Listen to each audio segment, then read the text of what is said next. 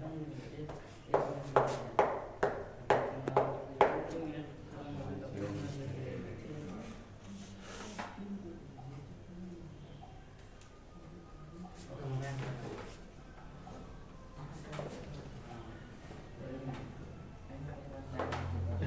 Of object, ये दोनों साथ साथ आएगा। क्या है कि एक ऑब्जेक्ट किसी के लिए मोशन में हो सकता है तो किसी के लिए रेस्ट में हो सकता है। इसलिए हम लोग पहले क्या पढ़े, फ्रेम ऑफ रेफरेंस, है कि नहीं। इसलिए क्या बोला, combined property of object under study and the observer. इसलिए हम लोग पहले क्या पढ़े थे, फ्रेम ऑफ रेफरेंस और ऑब्जर्वर, ताकि यहाँ पे तुमको समझा सके क्या कि मोशन और रेस्ट क्या है, कंबाइंड प्रॉपर्टी है जिसके अंदर वो स्टडी किया जा रहा है और ऑब्जर्वर के हिसाब से होगा।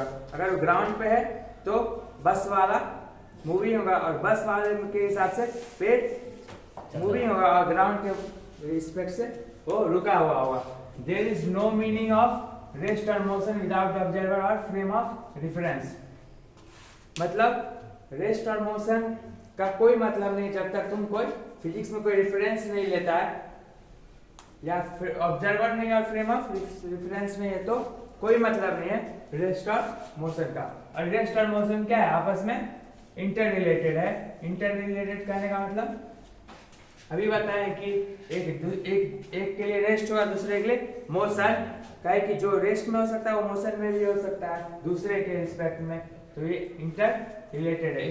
वही point, nothing in absolute motion और absolute rest, it is always relative. इसको क्या करते हैं, हमेशा कंपेयर करके देखते हैं। क्या करके देखते हैं, रिलेटिव है, कंपैरिजन से पता चलता है। इस डिपेंड ऑन ऑब्जर्वर या रेफरेंस फ्रेम। ये ऑब्जर्वर या रेफरेंस फ्रेम पे डिपेंड करता है। जैसे कि वही बस वाला एग्जांपल, एक बार और, ये क्या है, ये है क्या है, ये ग्राउंड, ठीक है।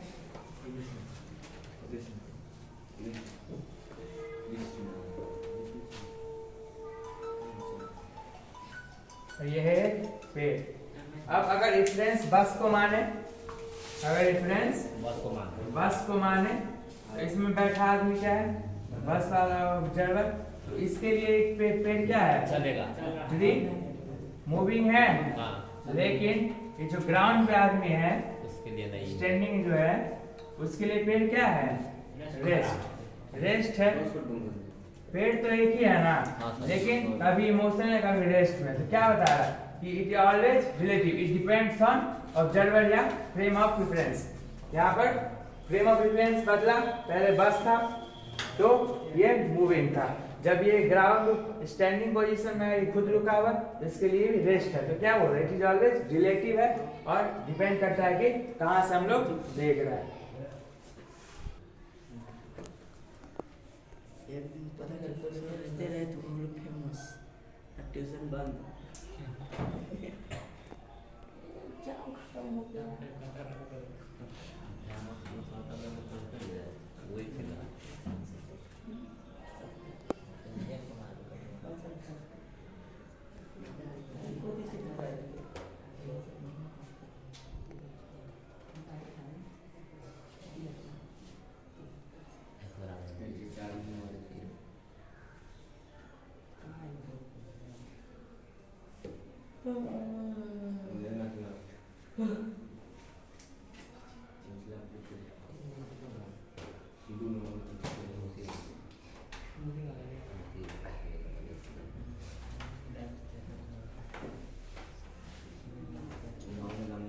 मोशन कहने का मतलब गति, गति।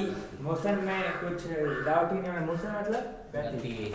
अगर इफ द बॉडी, अगर बॉडी चेंज करता है इस पोजीशन, कहने का मतलब यहाँ खड़े हैं, यहाँ कोऑर्डिनेट तो पता है x y z, कल ही बताए थे, है कि नहीं, with respect to time that is said to be in motion. देखो जैसे एक कार है, ठीक है, कार खड़ा है और इसका जो है कोऑर्डिनेट x कोऑर्डिनेट क्या है, 0 पे है, टाइम बराबर 0, ठीक है।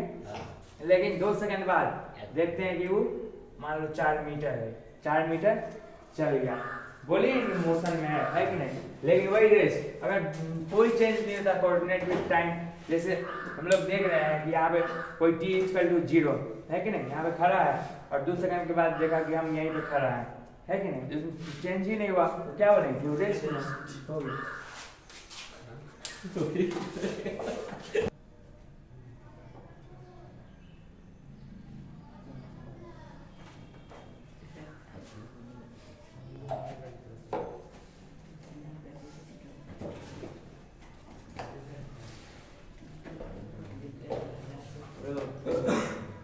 इसका सबसे आसान टॉपिक, बस आसान तुम्हारे पास दिमाग होना चाहिए। डिस्प्लेसमेंट। तो पहले एग्जाम्पल के साथ देखते हैं। मान लो कोई पॉइंट है A और B, ठीक है। यहाँ जाने का 100 रास्ता हो सकता है, कितना रास्ता हो सकता है? 1000। कहने का मतलब इनफाइनाइट डिस्टेंस हो सकता है, लेकिन डिस्प्लेसमेंट एक ही हो सकता है। तो ये भी डिस्टेंस है। बोर्ड पे ध्यान दो, बोर्ड काफी समझने वाला चीज है, सवाल नहीं बोलते हैं डी। डिस्टेंस मतलब दूरी, डिस्प्लेसमेंट मतलब विस्थापन। तो और इसको नाम दे ई। तो ए से सी भी एक सर इधर दिखता नहीं सर इस साइड से, हाँ ए टू सी भी एक डिस्टेंस है और ए टू डी भी डिस्टेंस है, और ए से ई होकर वाया ई होकर बी तक भी डिस्टेंस है, और ए से डायरेक्ट बी भी डिस्टेंस है, ठीक है। सब क्या है? डिस्टेंस है। ए से बी तक जाने का बहुत रास्ता दिखा रहा है, लेकिन ए टू बी क्या है? शॉर्टेस्ट डिस्टेंस है और वही डिस्प्लेसमेंट है। फिर से देखते हैं इसको। ए से बी क्या है? ए से बी 2 पॉइंट है, डिस्टेंस उसको जाने वहां तक जाने के लिए बहुत सारा रास्ता है कि नहीं जी। तो ये सब क्या? ए टू बी भाया सी भी एक डिस्टेंस है, ए टू बी भाया डी भी डिस्टेंस है, और डायरेक्ट ए टू बी भी एक डिस्टेंस है, और ए टू बी भाया ई भी एक डिस्टेंस है।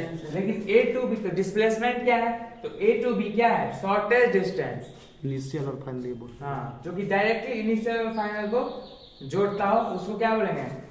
क्या बोलेंगे? डिस्प्लेसमेंट, विस्थापन। क्या बोलेंगे? सीधे यहाँ से उठा के आ रहा है, शॉर्टेस्ट, ठीक है। ये बोल दिया उसमें शुरू और लास्ट में। तब देखते हैं इसको। तो distance is the total length of path covered by particle, total length of path पूरा, ठीक है। अगर कोई पार्टिकल मान लो यहाँ है और यहाँ गया और यहाँ जाने के बाद फिर यहाँ से मुड़ गया, तो टोटल लेंथ ऑफ पार्ट मतलब यहाँ से यहाँ तक पूरा, ये पूरा क्या है? डिस्टेंस है। लेकिन डिस्प्लेसमेंट क्या होता है? Shortest path length shortest. तो शॉर्टेस्ट क्या होगा? ये होगा जी, है कि नहीं? तो ये क्या हो जाएगा? ये क्या हो जाएगा? डिस्प्लेसमेंट मतलब विस्थापन। क्या हो जाएगा? विस्थापन। तो फिर देखिए डिस्टेंस या total length of path covered by particle in definite time, मतलब कोई डेफिनिट टाइम मतलब फिक्स टाइम, जैसे 2 सेकंड, 3 सेकंड, 5 सेकंड। अब मान लो let a body moves from A to B.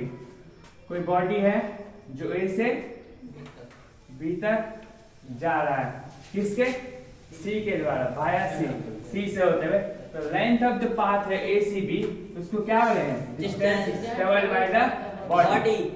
A से बी गया, अलग भी रास्ते से जा सकता था, इधर से भी जा सकता था, ए डी हो करके वाया डी भी जा सकता था, ए से बी वाया डी भी जा सकता, वो भी क्या है? डिस्टेंस ही है। लेकिन अब एक जो है डिस्प्लेसमेंट देखते हैं, वेक्टर फ्रॉम ए था, तो vector from A to B, यानी मतलब यहाँ से लेके यहाँ तक शॉर्टेस्ट, क्या है ये? शॉर्टेस्ट। डिस्प्लेसमेंट भी जो है डिस्टेंस ही है। डिस्प्लेसमेंट क्या है? Distance, shortest distance. कोई भी रास्ता, जैसे हमको यहाँ से कहाँ जाना है? कर्पूरी चौक जाना है कि नहीं? तो हम 100 तरीका से जा सकते हैं, जैसे यहाँ से सीधे यहाँ चल जाए, ऐसे इधर पेट्रोल पंप से मुड़ के जाए। लेकिन यहाँ से सीधे खड़े हो गए, मतलब सीधे अगर हम सीधे चले जाए कर्पूरी चौक, तो क्या होगा? शॉर्टेस्ट डिस्टेंस, वो भी डिस्टेंस है, लेकिन शॉर्टेस्ट डिस्टेंस को हम लोग क्या नाम दिए? डिस्प्लेसमेंट। समझ में आया? डायरेक्ट यहाँ से वहाँ मुड़ना ना, मतलब इधर इधर बहुत सारा रास्ता हो, वो सब डिस्टेंस है। हाँ, ये भी एक डिस्टेंस है, लेकिन क्या है, शॉर्टेस्ट डिस्टेंस, डायरेक्ट वहाँ से वहाँ।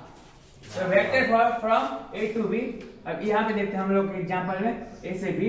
तो एक डिस्प्लेसमेंट क्या है, वेक्टर है, और डिस्टेंस क्या है, स्केलर। आगे हम लोग पॉइंट वाइज देख लेंगे, ठीक है। तो vector from A to B, A से बी ले करके यहाँ से एक वेक्टर ए बी, और इसी को क्या बोलते हैं, डिस्प्लेसमेंट वेक्टर। इसको कैसे डिनोट करेंगे, ए बी, और वेक्टर तुम लोग पढ़ा होगा, तो इसको वेक्टर कैसे डिनोट करते हैं, ऊपर में एरो मान है। और या फिर displacement that is the minimum distance. देखो देखो यहाँ भी पकड़ने वाला बात क्या है, मिनिमम कम से कम दूरी। डिस्प्लेसमेंट भी क्या है, कम से कम दूरी। हाँ, वेरी गुड, कम से कम दूरी। विस्थापन क्या है, सबसे कम वाला दूरी। दूरी बहुत सारा हो सकता है कि नहीं, यहाँ से कहीं जाने, मान लो कर्पूरी चौक, तो बहुत सारा दूरी हो सकता है, इधर से जाए इधर से जाए, पर सबसे छोटा दूरी डायरेक्ट यहाँ से वहां सीधा है, तो स्ट्रेट लाइन में जोड़ता है, उसी को क्या बोलते हैं, विस्थापन, ठीक है, या फिर displacement. Displacement that is the minimum distance and directed from initial to final position. सीधे यहाँ से यहाँ से यहाँ। इसको जैसे एक शुरू वाला लास्ट वाला ये बोलिए। इसी आगे का क्या है, directed from initial to final. जब ये तुमको अगर कहीं बोले, जैसे मान लो कोई पॉइंट है ए से बी, बोले डिस्प्लेसमेंट, कुछ नहीं सोचना है, डायरेक्ट सीधे एक स्ट्रेट लाइन बना देना, ठीक है, यही हो जाएगा, क्या हो जाएगा, डिस्प्लेसमेंट। शॉर्टेस्ट यहाँ से सीधे डायरेक्ट ए टू बी, ठीक है, उसी को बोले डिस्प्लेसमेंट या विस्थापन।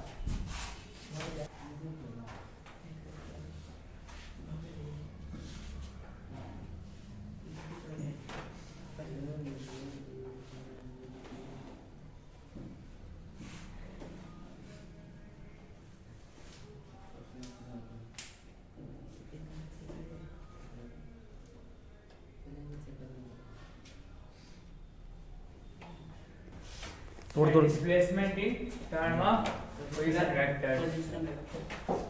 तो हम लोग देखेंगे यहाँ पे एक ऑब्जेक्ट है और एक बॉडी है जो कि डिस्प्लेस हुआ, कहाँ से, ए से लेकर के बी तक, और ए का क्या है, position coordinates x1 y1 z1, और बी का क्या है, x2 y2 और z2। तो इसका डिस्प्लेसमेंट वेक्टर देखेंगे। तो तुम लोग वेक्टर में क्या पढ़ा हुआ, ट्रायंगल ऑफ वेक्टर एडिशन। क्या पढ़ा हुआ, ट्रायंगल ऑफ वेक्टर एडिशन। हाँ, तो इनिशियल पोजीशन वेक्टर क्या होगा, आर ए, और फाइनल क्या है, आर बी। फाइनल क्या है, आर बी। तो क्या और इसके डिस्प्लेसमेंट क्या होता है, डिस्प्लेसमेंट क्या होता है, shortest path length between initial and final position. जोड़ेंगे तो क्या बताएगा, डिस्प्लेसमेंट बताएगा। क्या बताएगा, डिस्प्लेसमेंट। डिस्प्लेसमेंट। तो इसको बाहर निकालते इस ट्रायंगल को, यहाँ पे देखते हैं